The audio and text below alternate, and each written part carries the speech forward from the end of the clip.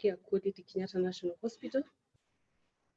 Our mandate is to get our customers' feedback, especially the clinical side, and see where we can bridge the gap. We can bridge the gap to sort out system gaps and be able to improve our services, to be able to optimize our patient's experience. With me, I have Dr. Agnes Karingo, who works with us and supports us in the Patient Affairs Department, a medical officer in Kenyatta National Hospital. The other colleague is Paul Ndungu, a nursing officer working with us also in Patient Affairs. Welcome to this webinar. We would want to see how we can improve our patient experience even in this time of COVID-19 pandemic. We may not be able to do 100% to meet our patients' expectations, but we can do our best and look at the areas that we need to improve. And to begin, we will have Dr. Agnes Karingo give us the introduction, and then we will move on. Thank you. Thank you, Anne, for that. Good afternoon, ladies and gentlemen. My name is Dr. Agnes Karingo in Healthcare Quality.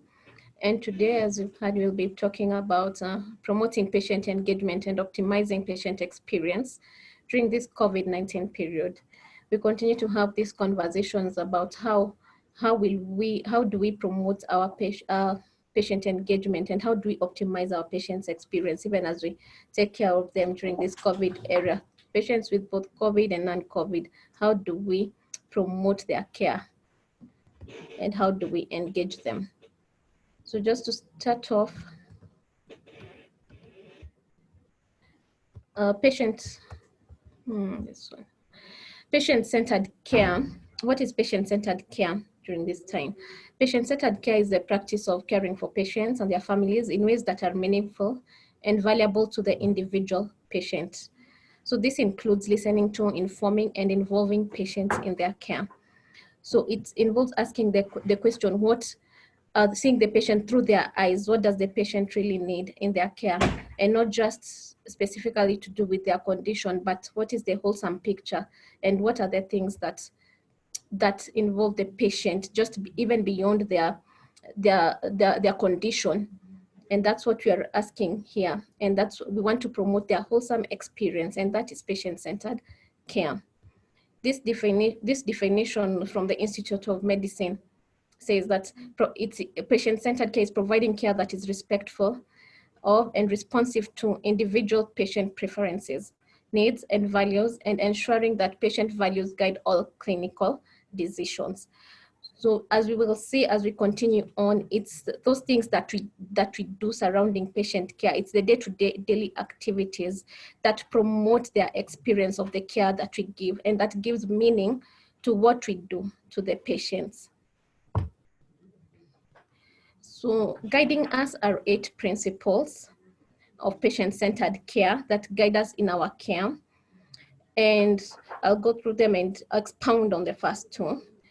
This includes respect for patients' values, preferences, and expressed needs, access to care regardless of condition or ailment, coordination and integration of care, information, education, and communication, continuum of care and transition, involvement of family, relatives, and friends in decision-making, emotional support and alleviation of fear, physical comfort.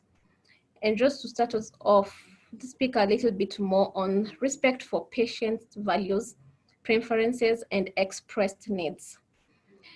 This conversation is really to just provoke our thoughts around how we are engaging with our patients in regards to respect for their values, their preferences, and their expressed needs during this COVID-19 response period. And some of the things that we need to think about, for example, is when we talk about respect for the patient's values and preferences. When it comes, for example, to testing the COVID-19 testing, let's say, for example, a patient comes and before they get admitted, we require them to have the COVID test done. Is it against their value? Are we going against their rights? Is it against their values? And some of this conversation, we had them when we were speaking on ethics, on the ethics behind the decisions that we make. To give care to patients, we need to ask them what are their preferences for care. If a patient comes and they say that they don't want to be isolated, or they are not ready for home-based care, what does it mean to them? Or are we just forcing them to get the care that we think that is right for them, without getting their individual opinions of what they think that is best for them? Are we giving them that chance to ask their questions and to explain to them why the care that you have planned to them is the more appropriate decision to make?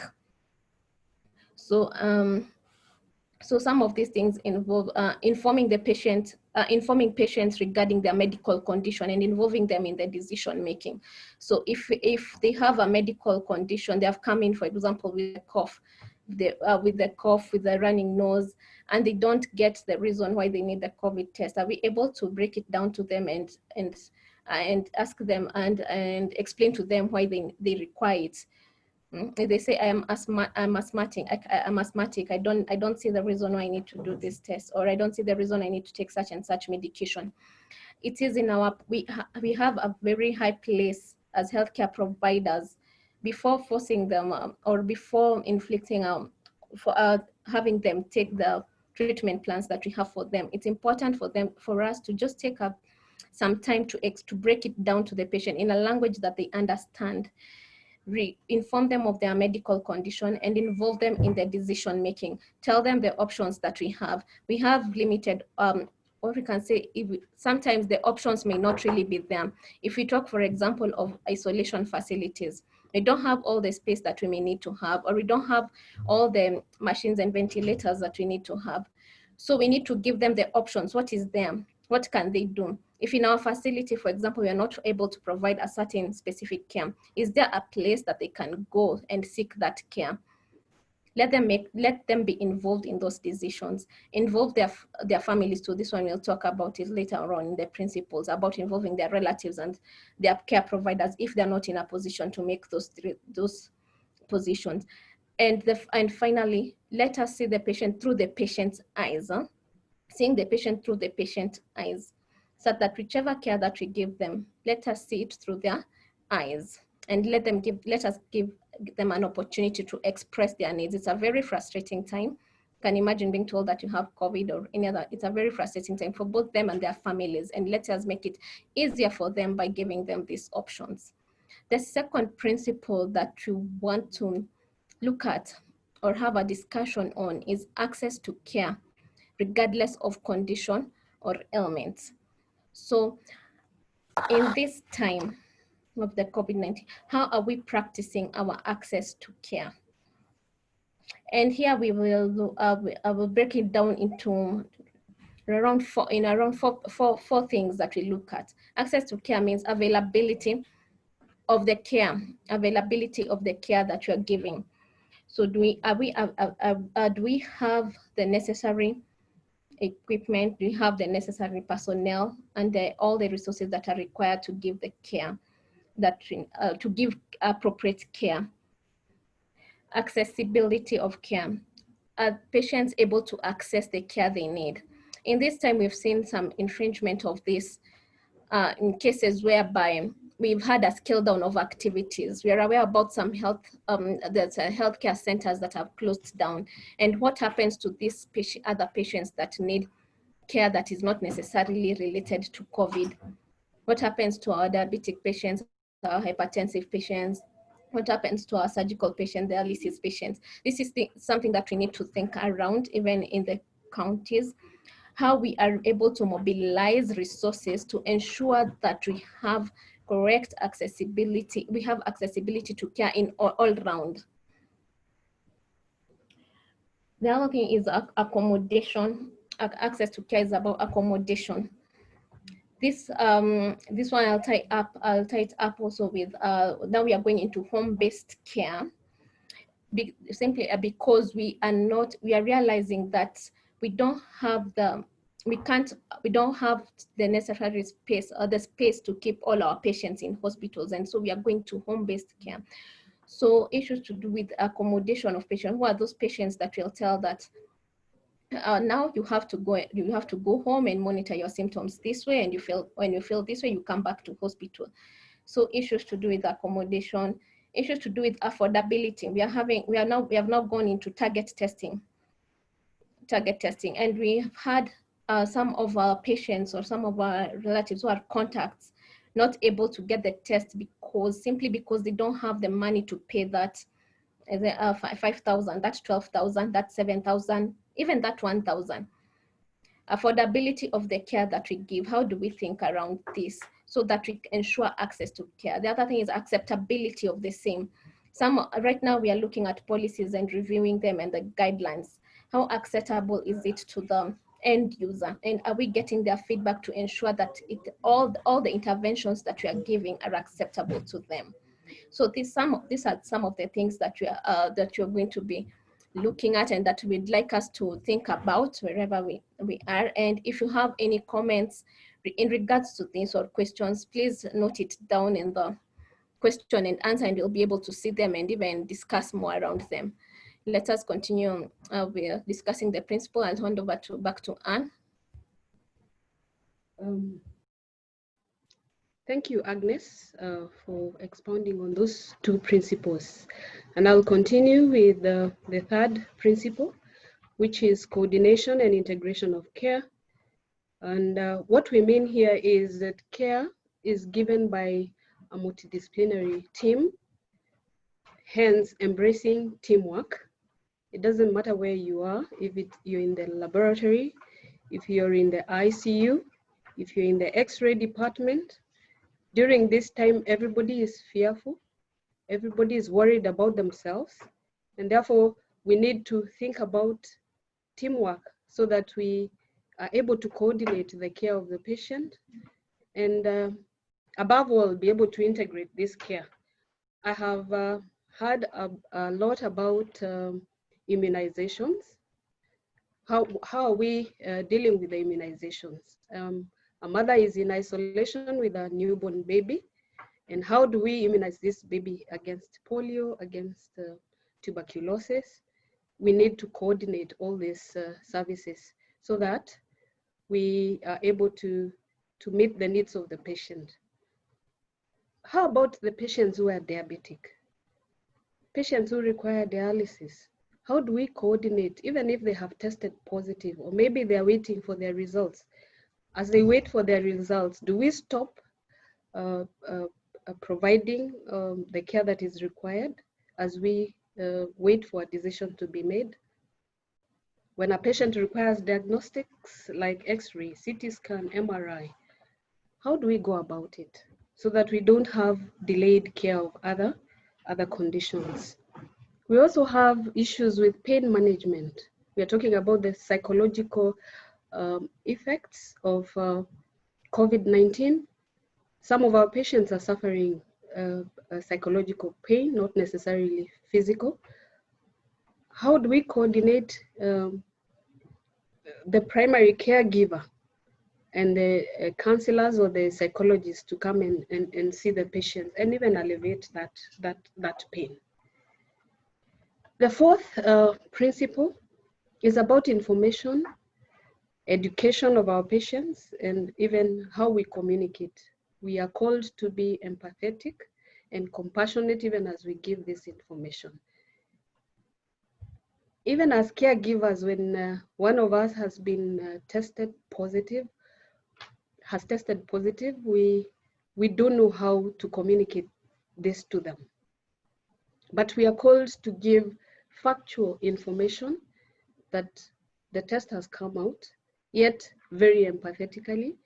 So we need to have a way of having this communicated to the various people and the patients. Education is coming out there a lot. We are either getting myths or we are getting the right information. Are we able to give the right information to our patients and to our clients and their families so that we are able to deal with this pandemic the right way? Because information is power. If we don't give this information even to our communities, then dealing with this pandemic will be very difficult. The next principle is continuum of care and transition. It doesn't matter where you are, whether you're in the hospital or you're in the periphery testing patients or clients. How do we move from being negative to positive? And how do we transit from one who has been asymptomatic to symptomatic? And how do they transit to treatment? And after treatment, then what? Mostly we talk about transiting from hospital admission and to being taken care of at home. Some patients will come here and they will go home. Their situation has really changed. Maybe they cannot take care of themselves from here. They need someone to take care of them at home. And so how do we transit? During this pandemic, we are going into home-based care. How are we able to go about that? Maybe a family says they are not able to isolate at home. The environment is not conducive. I don't have someone to take care of me. Those are some of the things, even as we develop guidelines, we need to think about as we move on. The next principle is family involvement, also relatives and friends. We realize that we are controlling the number of relatives that come to visit the patients, which is good for the patient, for us as caregivers, and for the whole community, so that we can flatten the curve by preventing more infections and transmitting to other people. But yet, these patients come from families. How do we involve their families? Do we wait until we're going downhill? Then we call them and tell them that things are not good? Or how do we work with the family knowing that their patient is not well? Even the fear of just being told you're COVID positive or your patient has turned COVID positive. How do we move with this family and their friends? Because we are not even allowing them to see, we are controlling the number that is coming to visit them. Do we take time to call these relatives, to communicate with them and tell them, this is where we are at, we are progressing well or we are progressing not so well? Are we appraising the significant other frequently? Those are questions we need to ask ourselves even as we develop guidelines. Emotional support and alleviation of fear. This is another principle that is very key, because a supported patient or a supported family deals with their emotions better.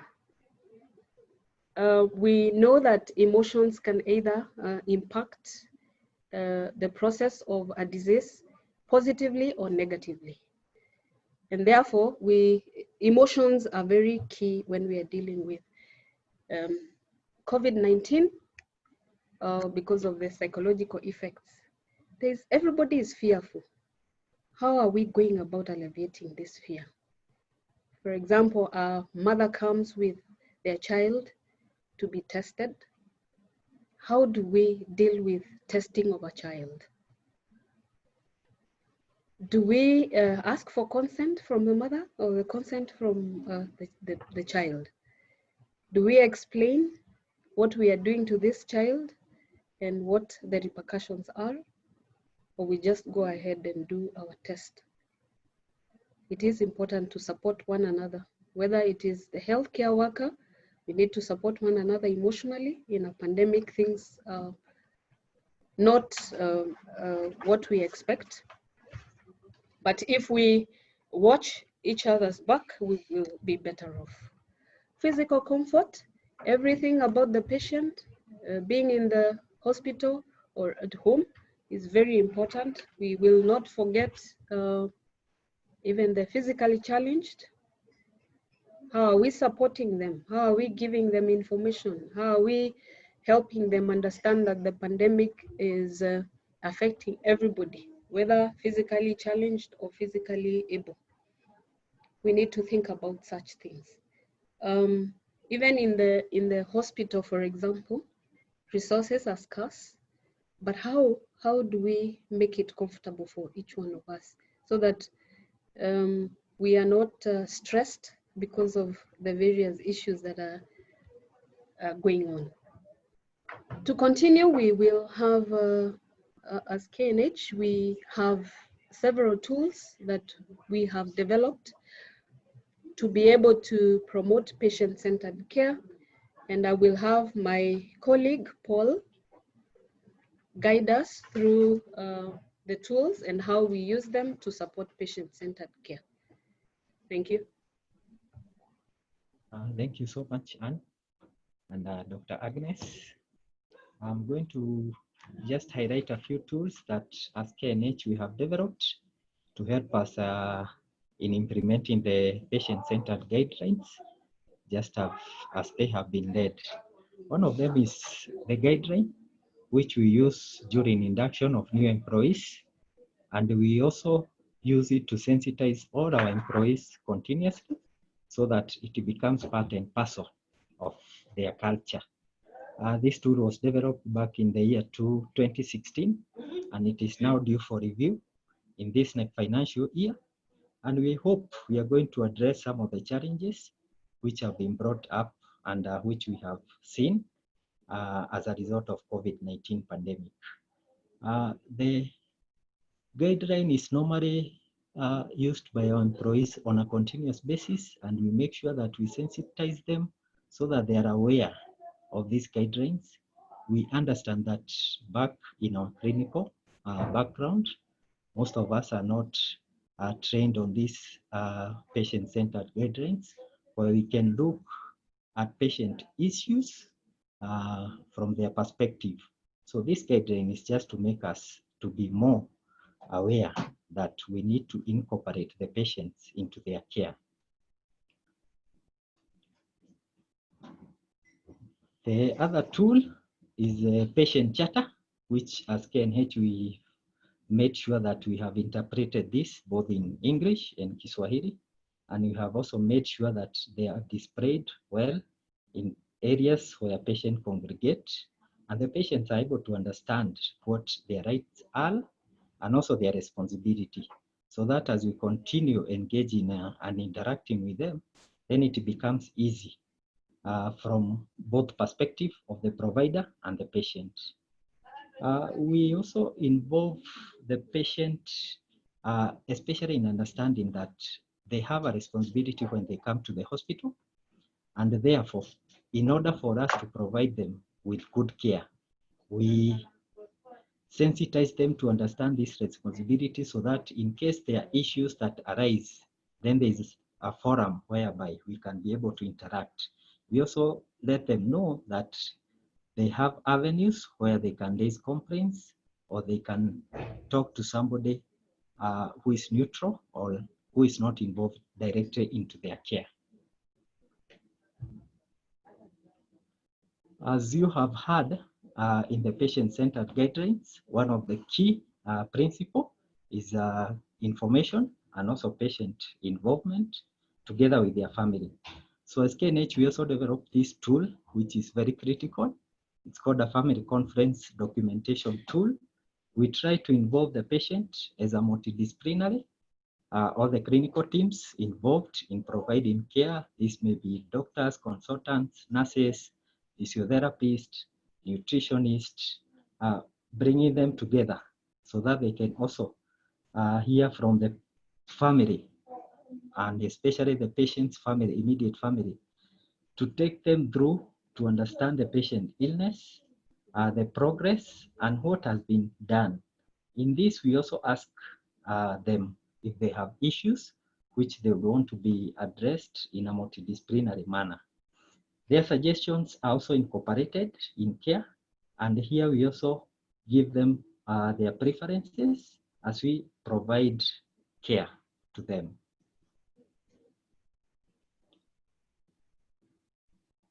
The other tool, which is now becoming very, very important, especially in this COVID era, is the patient information tool, where each and every patient, once they are seen in our clinics and in our wards and they are being discharged, they are discharged with information regarding their diagnosis, the medications and the dosages that they are in, so that even if they are not able to make subsequent visit, then it is easy for them to access these medicines in a place convenient to them, in a way that these medications are not altered.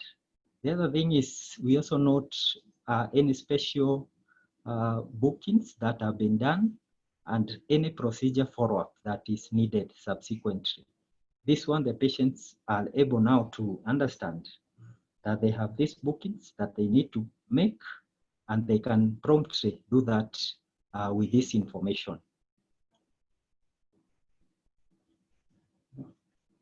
The other thing that we, as KNH, is also working on is the various innovations, one of them being the telemedicine. A center has been launched where doctors are able now to discuss clinical cases and also image. They can be able to report images from across the various counties in our country and give informed or teach other clinicians on these images and also on these cases. They can discuss on patient issues from wherever they are through telemedicine. And actually, this is a great innovation that is helping KNH to reach out to those far to reach areas in a more timely manner. There are also mobile apps, which we know are coming up, especially in this COVID era. And we know some of the challenges that are also arising from this mobile app. One of them being privacy to information. It's something that we need to think as a country, even as we move forward on how we can develop policies and guidelines to do with patient information, how we can maintain confidentiality of this information through these apps. We also understand that majority of our sick patients are also aged. So there is also a concern of user flexibility on this app and ease of using them also. So those are some of the things that even the developers of these apps should incorporate. And also something else, as we have said, that when we engage the patients, we give them perspective from their side or from the patient's eye. So when we use these mobile apps, are we promoting that? Do we feel the patients or do they feel us as we engage through the apps? We also must also think about the charges which are applicable as we continue to use these innovations. As we know, majority of also our patients come from remote areas, rural. Some of them also don't have stable incomes, and the charges applicable then, do we promote the continuity of care as they engage in these mobile apps? I think I wanted to mention on that, and I will ask Anne to conclude. So thank you. Thank you, Paul, for giving us that elaborate presentation about how we have been able to implement patient-centered care in Kenyatta National Hospital. We are not saying we are 100%, but we are moving forward so that we can have the voice of the patient even as we give care. Because without the patient telling us what they feel, what they want, and how they want their care given, then we might be coercing or giving care that is not acceptable to the patient. And therefore, why patient-centered care?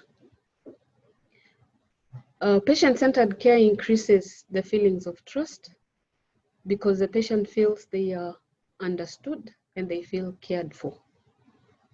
Engaging the patient in a more meaningful way and in a focused way, because when we allow the patient to give us their preference or to give them the information that they require, they will not have a problem giving us consent, even as we obtain the consent to give the various forms of treatments. There is confidence. Patients gain confidence when they feel that, or they experience compassion from their caregivers. So even as we give our information candidly, we need to have the compassionate aspect of care, so that because we are dealing with human beings after all, it's not just about the condition, it is not about COVID-19, it's about a patient who has feelings, who has emotions, and they expect us to treat them compassionately with respect. Of course, this comes with increased safety. We make fewer errors. We will not omit the care that is supposed to be given, and we reduce the instances of harm. We will be able to detect early warning signs when making decisions, and we will be able to execute our tasks safely. We end our presentation there. We'll hand over to Dr. Kalondo to take us through the next. Thank you very much, team, for that presentation. Thank you, Anne. Thank you, Paul. And thank you, Agnes, for that presentation. One clear thing that I hear is empathy, where we understand and share the patient's feeling. I'm seeing a few questions in the Q&A, but before we get to that, I like some of the things that you've highlighted and brought out very clearly. Issue about respect, issue about access to care, issue about information, issues about involving the family, issues about emotional support to the patient, issues relating to technology. That has come out very clearly, and also engagement. And I'm seeing a few questions that are related to that. Thank you all for your questions. Remember to put in your questions in the Q&A section for the team to address them. Now, when we talk about empathy, we're talking about understanding or putting yourself in that position. We're not taking the sympathy card where we feel woye for the patient, but we're understanding and sharing in their feelings. So when we go back to, kindly go back to the principles as you'd put them up. There's a slide on principles, the 8 principles you'd put up. Yes, thank you. Thank you for that. And in this one, we're saying, if I was a patient, and the thing about healthcare is you can be the patient anytime. Right now, we are the caregivers, but tables can change faster, especially with this COVID-19, and you find that you're on the other end, on the receiving end. On Monday, last week on Tuesday, we had a session where we listened to our colleagues, healthcare workers who are now receiving the care that we've been giving to our patients. We thank God that they've been stable, that they are doing well, but we also acknowledge that we've lost a few of our colleagues due to COVID-19. So when we look at these principles and you put yourself, or you share in the patient's feeling to try and understand, I think this is doable. It is very easy to have respect for the patient's value. Although we go to the Q&A section, I've seen a question with regards to that. Access of care.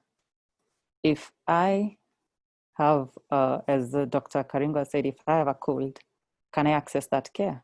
Or am I being sent to another facility. If I am in labor and I come to your facility, will I be let in or will the process be tedious? If I go to a private facility, will I still be able to access care? Issues of coordination and integration of care, where you need a multidisciplinary approach, where you need to continue with your clinic visits. You need to continue your medication that you've been on long-term prescription. Are we able to coordinate that care? We appreciate that there are very many virtual platforms that have come up, online prescriptions, online delivery of medicines, but is that care coordinated? So those are some of the things that we need to look at as healthcare givers as we develop the technological innovations that we are developing, as we give care in our facilities, as we break down the policies that are coming from the ministry level to the facility level. Let's think upon these things. Information, education, and communication. Are we sharing information? And you brought out a very important aspect about family involvement and family engagement. Right now, most facilities have a policy of limited or restricted visitors. We are having maybe one next of kin coming to visit the patient, or maybe two at most in some facilities, and it's cutting across. So the two who come, or the one person who's been nominated to come, are we giving that person adequate information about the patient's care to be able to go and share the information with other interested family members at home? Are we able to communicate adequately and on time when a patient is under our care and they need a service? If you discharge the patient, are we able to communicate to the relative and tell them, please come, we've discharged your patient? If a patient is deteriorating and needs ICU care, are we able to communicate? If we reschedule your clinic appointment, are we able to send you a text message, a courtesy text message, just to tell you, unfortunately, due to the public holiday that has come up, we are rescheduling your appointment to next week. And the group for next week also reschedule the appointment using communication. So is our communication adequate enough? Is it good enough? If you are on the other end, do you think we give adequate information, education, and communication to our patients? Then we're looking at involvement of family and relatives in decision-making. I've seen that coming up as a question. And one thing I'll say, engagement of family is very important, especially right now with COVID-19. As somebody gave us an example, today you're okay with your relative, you take them to hospital, they're tested positive, they go into isolation. That's if they're not a candidate for home-based care. You are not allowed to visit your relative. You're not allowed to communicate to them. Okay, you can communicate on phone, but that's just to see them, to see your spouse, to see your child, to see your father, your mother who's receiving that care in that facility has now become a difficult task, even for us who are healthcare workers. So are we involving the family, or are we calling you after your patient has passed on to come and clear? And immediately after we break the news to you, in 2 days' time, the government policy requires you to bury your relative.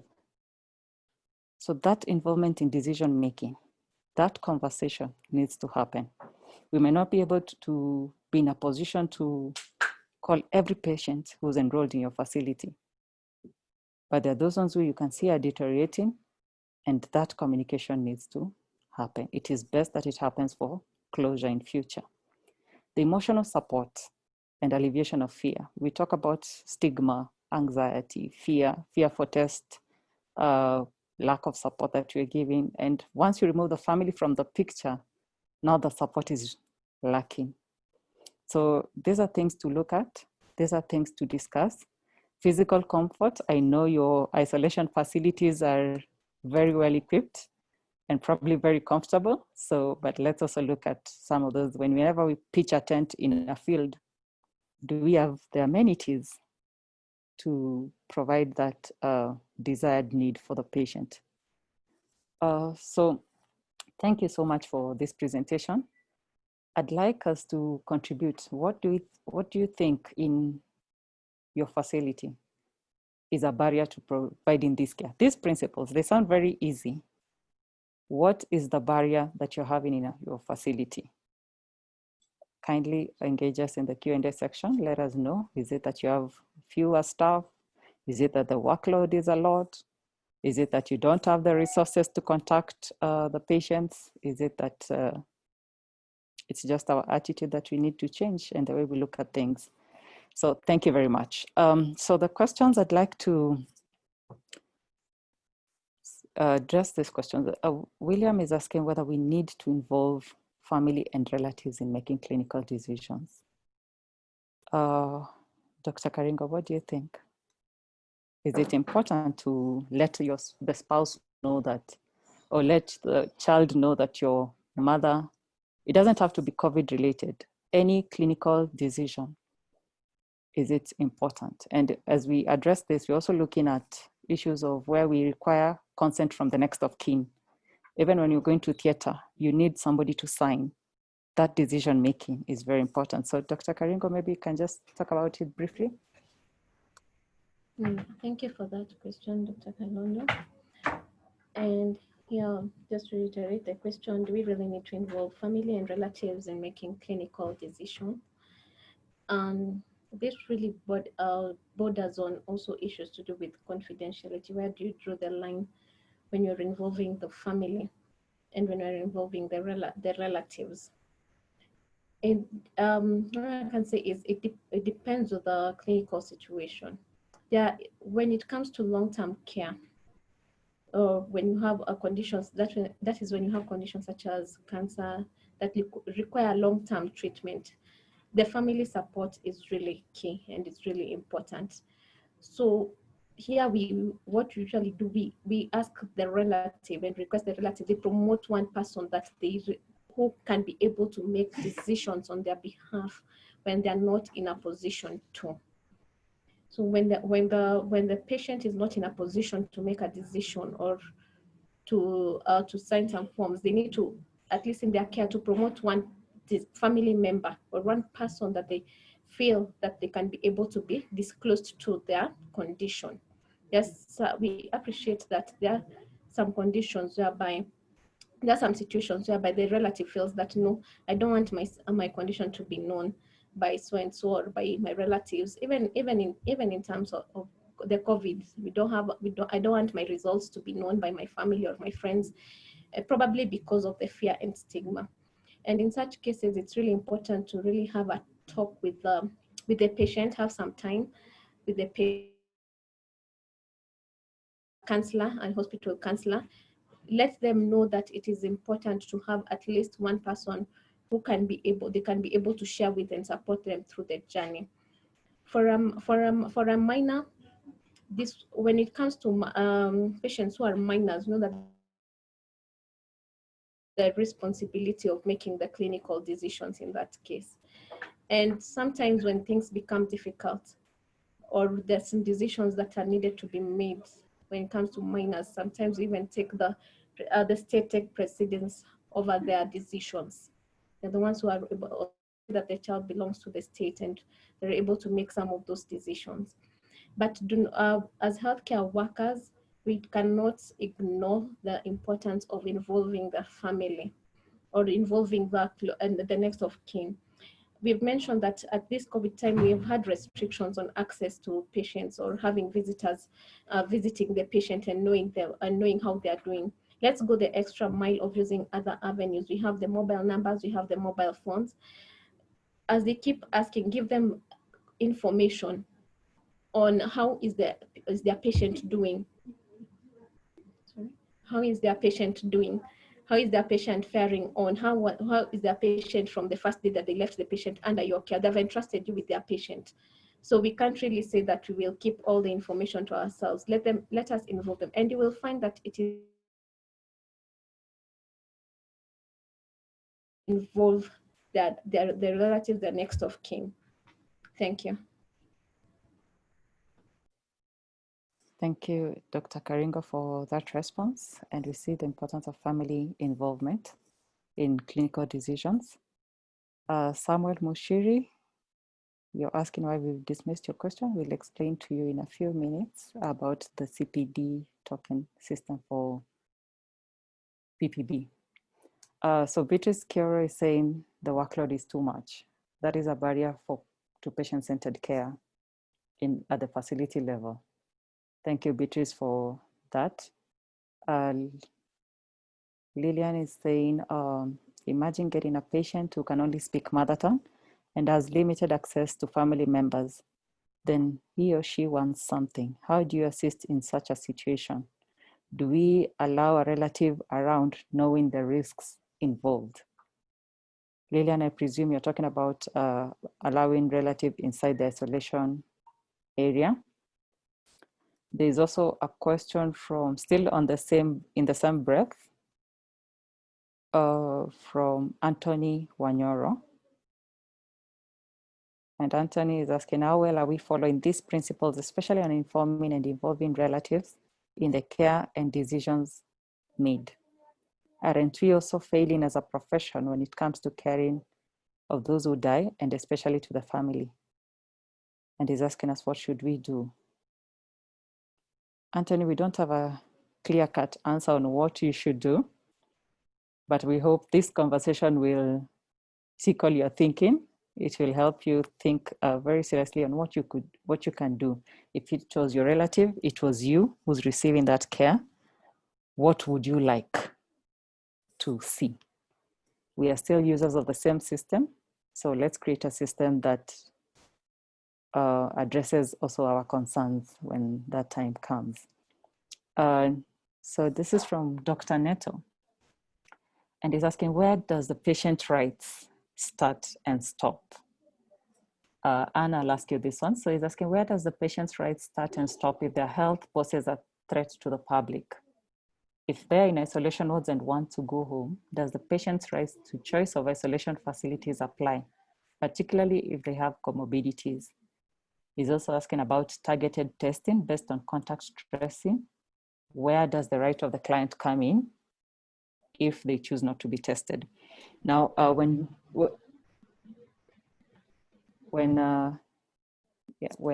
was presenting and he talked about the patient charter, the rights that he highlighted, he said the patient has a right to emergency treatment. Patient has a right to respect and dignity. Patient has a right to informed consent for healthcare. Patient has the right to provide and receive information. Patient has the right to protection and privacy. Patient has the right to confidentiality of his or her information. Patient has the right to seek alternative medical opinion. And the patient has a right to raise concern and suggest how we can improve the experience. So, and where does the right start or stop when it comes to these rights? Thank you, Dr. Kalondu, for that important question. The right of the patient when it comes to against the public good, it's the patient right vis-a-vis the public good. And that is why the government has taken charge to provide guidelines for when you can have home-based care and when you can be hospitalized. One of the guidelines is if you have another condition that threatens your situation as a patient who is COVID positive, you must be in a treatment center. And therefore, the right of the patient then does not, the public good overrides the right of the patient, because you have also to protect the family and the other people around in the community. We discussed this at length during the ethics and legal, the clinical ethics and the legal webinar on Friday last week, I guess. And the legal officer expounded that very well. And where the public good is being hampered, then the patient has no choice but to remain within the isolation. I think that's what I can say about that, Dr. Kalondu. Thank you. Thank you very much, and for that response. Okay. Thank you very much, Anne, for that response. I'd also like to invite Dr. Okutoi to this conversation and request her to chip in about where does the right stop? Where does the patient right stop? Especially in relation to a public health concern. As we wait for, hello, Dr. Okutoi. Hello. Yes, we can hear you. Thank you very much. I request that even as we talk about the patient's right, and this is concerning COVID, we can also put up the slide that shows the patient charter. So we have patients' rights, and then we also have patients' responsibilities. So Anne has clearly told us that so long as the right that patient is looking for is not in any way endangering the neighbor or the family or the community, then the patient can have their right. But in this sense, when we're talking about the restrictions that come with COVID care, then we are looking at what is the wider good both to the patient and to the community. So that is the public good that has been mentioned. So I think Anne is very much on point. So in the era of COVID, the issues that bring the patient's rights are to do with, first of all, matters, testing, and now matters of where will the care take place, and even they have a right for their information to be kept confidential. That is now the privacy side. So all those are issues that can bring some conflict, but it is clear that your information will only be used for your benefit and the general public good benefit, and not used for any other. And then also your placement will be appropriate to the situation and the local guiding standard operating procedures. And those guidelines, they look at what we maximize the principle of maximization of health. These are the resources we have, so how best do we handle this pandemic? So MOH will come up with some guidelines on who should be at home and who should be elsewhere. And so all those will infringe a bit on what the patient would call their right. So for here, the principle of information sharing, the guideline of information sharing, education, and just communication is what will support the family to feel like they're part of this conversation. Remembering that the people who would be at risk include also the healthcare providers. Let's say when we admit you to an inappropriate ward, who is at risk? We're talking about, if we look at the patient's right and the responsibilities, you can just get the people whom we are talking about in the side of responsibilities. So roughly, you're talking about the healthcare providers, the environment within the institution. But here we're also talking about the community. We're also talking about issues of resources. So that conversation makes us to give a decision that is required for that specific situation. So Dr. Kalondo, I think from the role we have is to sufficiently effectively communicate, and to communicate in a respectful manner that can be understood. So if you're going at home for home-based care, what are the requirements? And are we supporting you to have this happen? And are we protecting your neighbors of Nyumba Kumi? Maybe you stay in Kibera and you have this number of neighbors, or you stay in a plot and you're sharing ABCD. So I think you have your rights, but there's a wider responsibility upon the government for the health of all Kenyans. So I think here it is about to negotiate with the patient in a manner of convincing them this is the right thing to do, and for them to look at it as their contribution towards the health of the community. Thank you, Dr. Kalondo. Thank you, Dr. Okutoi, for that response. Going to a bit of the feedback. George says it is the attitude which is aggravated by allocation of resources for the purposes of reaching out to patients or lack of resources. So we're talking about barriers to patient-centered care, and we'd love to hear why this is not possible or it's not being achieved at the facility level. Lynette says, not all hospitals have these protocols. Can the government declare it as a policy across board so that we're in unison?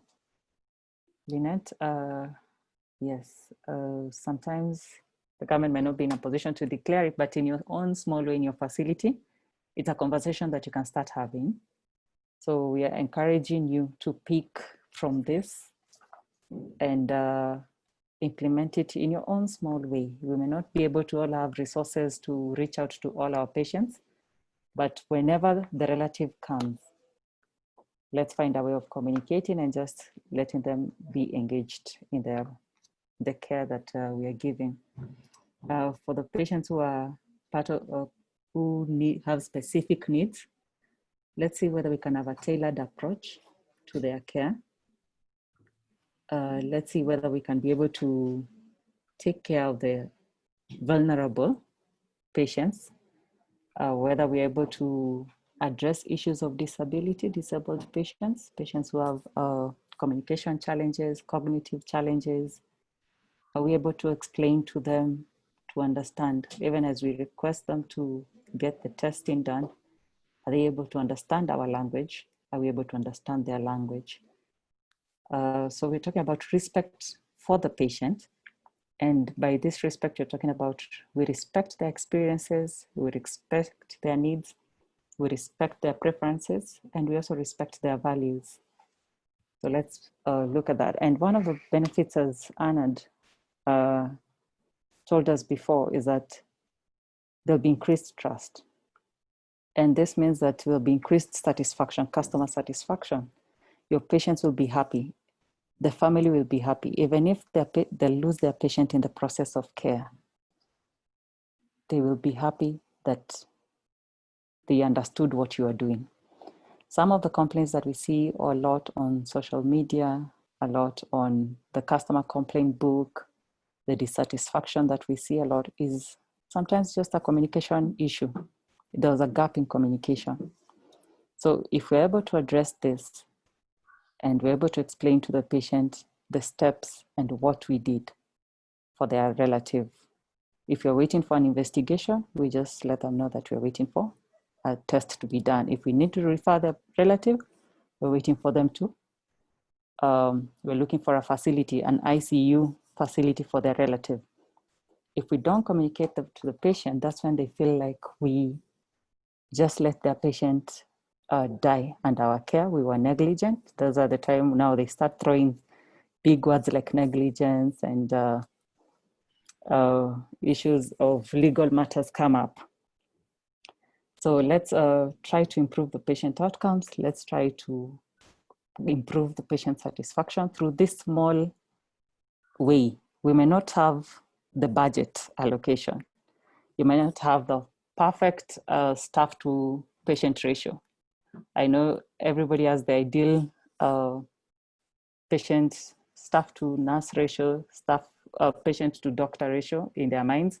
But the reality on the ground is we might not be in a position to have a ratio of 1-to-1 in the critical care areas. We will not be able to have all the clinical officers that we'd like in our facility. But even with the few, as we negotiate for more, there's something that we can still do to make the patient feel appreciated. Joan is saying, now much worry in the currently common handling of contact of a positive case, especially after the index patient succumbs to COVID. The shock and stigma that follows burying of a positive family member has left a big gap, and evidently so. From lack of psychosocial support of immediate family members to quarantine of the family, even if it's home-based care. How is this being tackled, especially now the focus is targeted testing? John, thank you for that concern. Thank you for that question. And these are some of the issues that we're addressing when we're talking about emotional support, alleviation of fear and anxiety. These are some of the things, and you brought it out so well, together also with respect for the patient. When we talk about the cultural practices, we had a conversation recently about how our religious and cultural practices have been changed. And we're having this new way of doing things, new way of thinking. So those are some of the things, but we will find out more about how this targeted testing has been scheduled to happen. The psychosocial support we acknowledge from the little feedback we've gotten from patients under quarantine or care, it is a gap that we have. It might be a gap that has always existed in our healthcare system, and now we are waking up and realizing. So we really need to find ways of filling in that gap for psychosocial support. We need to look at how to support these family members, because today it's them. You never know. With this pandemic, you never know. You might be on the other end very soon. Ombiro is saying human resources is a major hindrance to giving patient-centered care. Dr. Octay, I'd like to ask you to address issue of the patient charter once more. I don't know if you're in a position. Hello? Yes, hello. Yes. Thank you, Dr. Kalondu. Yeah, I just needed to give a little bit of background. There was one of the participants who mentioned about what we are doing for the other facilities. So sometime back in 2013, I think the Kenya Medical and Practitioners Board actively spearheaded the development of the National Patient Rights Charter for Kenya. I think that was the first. So the MOH launched it. So meaning that the government has given us guidance.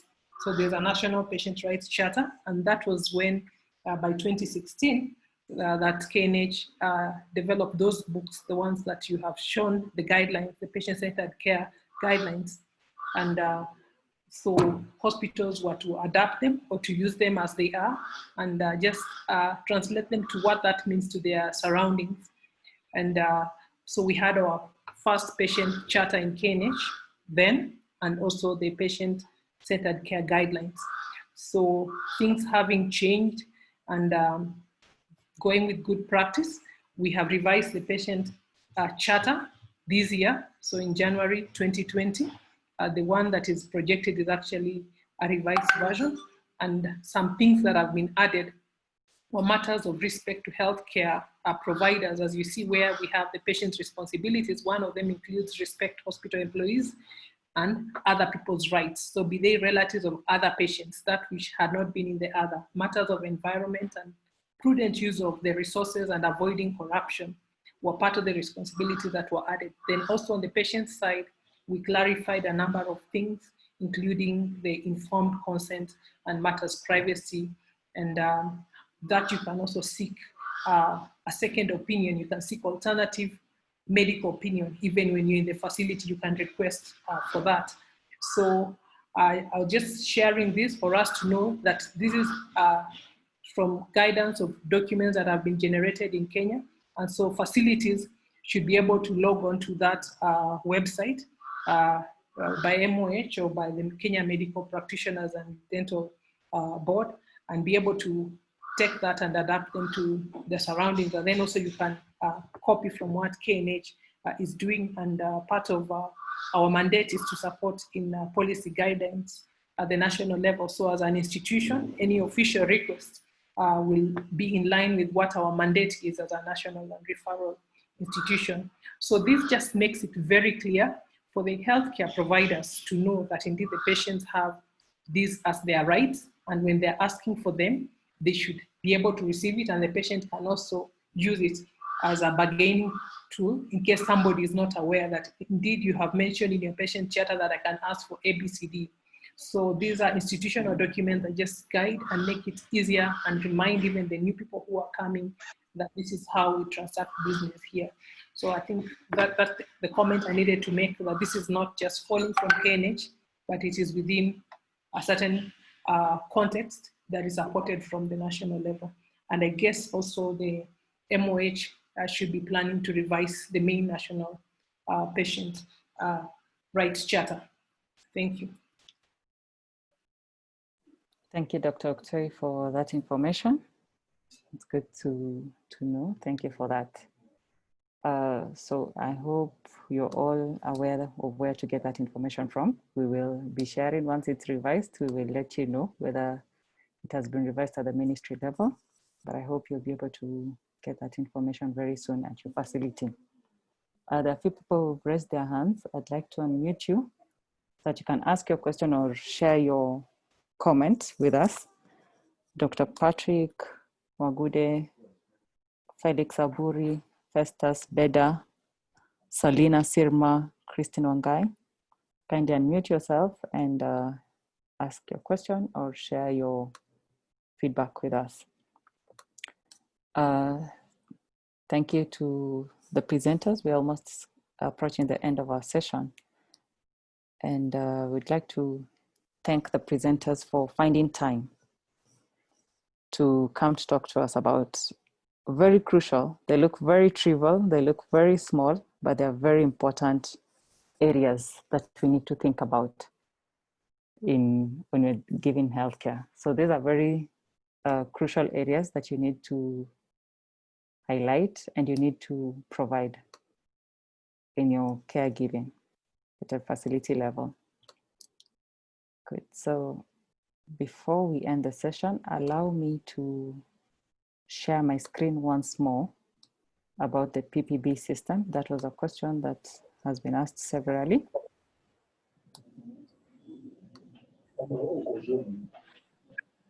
Hello, Salima.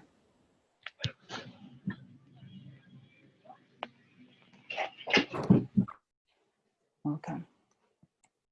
All right, so we'd like to thank Anne Kirama, Paul Ndungu, and Dr. Agnes Karingo for attending this session today afternoon, for finding time to talk to us about how to optimize patient experience and how to engage our patients in caregiving.